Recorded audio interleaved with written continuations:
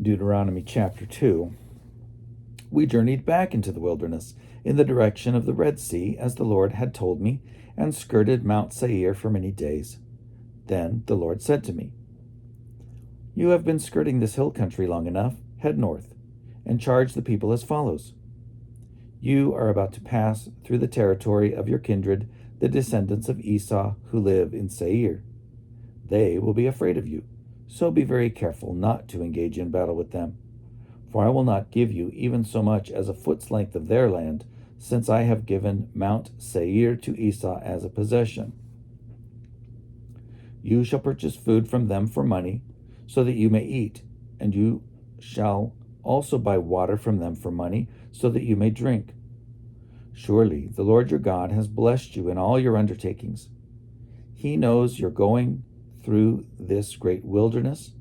These 40 years the Lord your God has been with you. You have lacked nothing."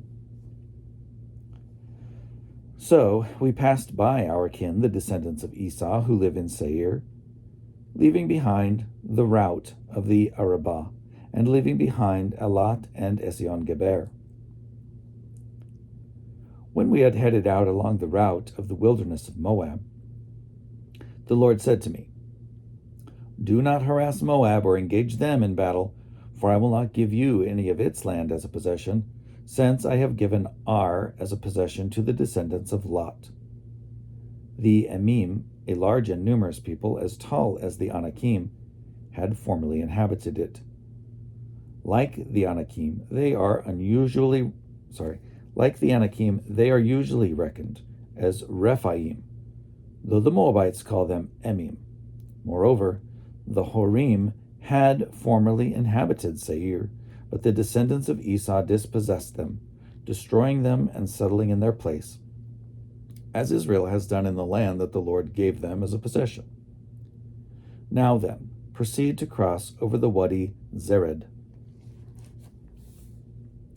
So we crossed over the Wadi Zered, and the length of time we had traveled from Kadesh Barnea until we crossed the Wadi Zered was 38 years, until the entire generation of warriors had perished from the camp, as the Lord had sworn concerning them. Indeed, the Lord's own hand was against them to root them out from the camp until all had perished. Just as soon as all the warriors had died off from among the people, the Lord spoke to me, saying, "Today you are going to cross the boundary of Moab at Ar. When you approach the frontier of the Ammonites, do not harass them or engage them in battle. For I will not give the land of the Ammonites to you as a possession, because I have given it to the descendants of Lot. It also is usually reckoned as a land of Rephaim. Rephaim formerly inhabited it, though the Ammonites call them Zamzumim, a strong and numerous people, as tall as the Anakim. But the Lord destroyed them from before the Ammonites, so that they could dispossess them and settle in their place. He did the same for the descendants of Esau, who live in Seir, by destroying the Horites before them, so that they could dispossess them and settle in their place, even to this day. As for the Avim, who had lived in settlements in the vicinity of Gaza, the Kaptorim, who came from Kaptor, destroyed them and settled in their place. Proceed on your journey and cross the Wadi Arnon. See, I have handed over to you King Sihon, the Amorite of Heshbon, and his land. Begin to take possession by engaging him in battle. This day I will begin to put the dread and fear of you upon the peoples everywhere under heaven. When they hear report of you, they will tremble and be in anguish because of you." So I sent messengers from the wilderness of Kedemoth to King Sihon of Heshbon with the following terms of peace: "If you let me pass through your land, I will travel only along the road. I will turn aside neither to the right nor to the left.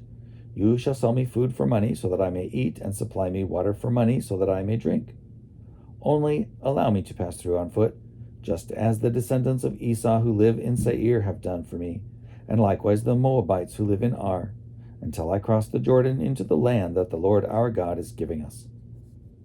But King Sihon of Heshbon was not willing to let us pass through, for the Lord your God had hardened his spirit and made his heart defiant in order to hand him over to you, as he has now done.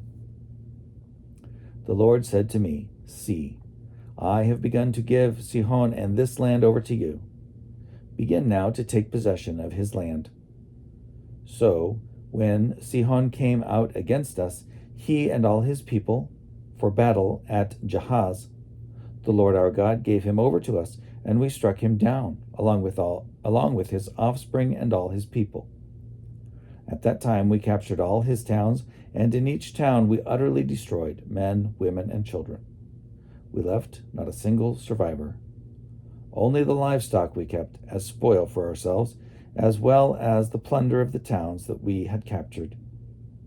From Aroer, on the edge of the Wadi Arnon, including the town that is in the Wadi itself, as far as Gilead, there was no citadel too high for us. The Lord our God gave everything to us. You did not encroach, however, on the land of the Ammonites, avoiding the whole upper region of the Wadi Jabbok, as well as the towns of the hill country, just as the Lord our God had charged.